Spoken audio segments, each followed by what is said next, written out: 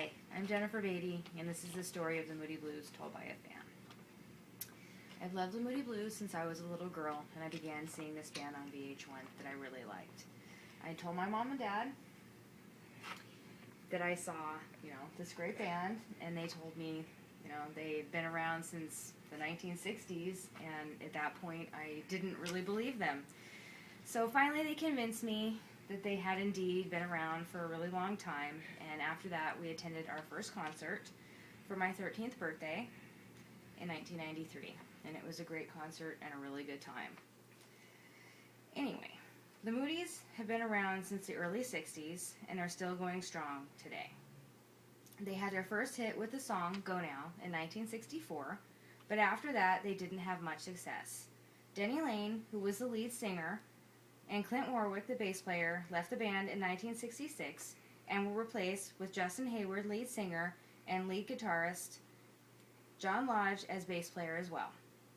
It was right then at that point that Decca Records was on the verge of dropping them, and Decca and the Moodies struck a deal to do a rock version of Dvorak, the New World Symphony, to promote the sound, the company's new sound. Unknown to Decca, the Moodies cut an album that was not quite what Decca had asked for. However, Decca couldn't complain when the album Days of Future Past was released. Skyrocketed through the charts.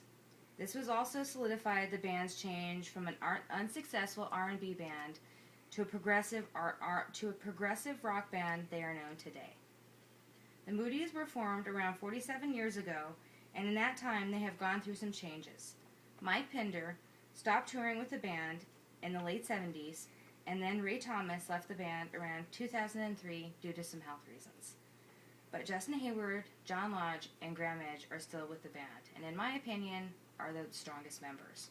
Justin Hayward and John Lodge write most of the songs for the band and have contributed to the most success of the band.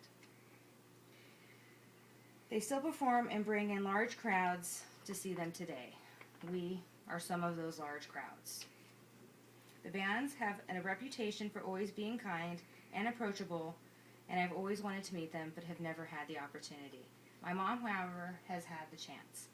And in 2001, this is a picture of her meeting Justin Hayward backstage at Canocte Resort in California. And she told them a story of how I first became, to love them, watching them on VH1 and not really believing that they were a band from the early 60s, and they found that rather humorous. So they were, as we said, very kind to their fans, and they were more than happy to sign some artwork. They signed their album. So I have all 4 of their signatures. So they signed that, but I don't have Mike Pinder's on this album because he, as I said, no longer tours with them. But I do have Mike Pinder's signature on a painting. My mom did this painting for me a long time ago, and in 2001, Mike Pinder was at a Borders, and he signed this for us. So I still have a Mike Pinder signature. So, yay! And this is the album that started it all. This is Days of Future Past. So this is where the whole band was together and creating the magic that they are today still known for. This is where Nights in White Satin can be seen. Tuesday Afternoon, The Day Begins, everything is on here.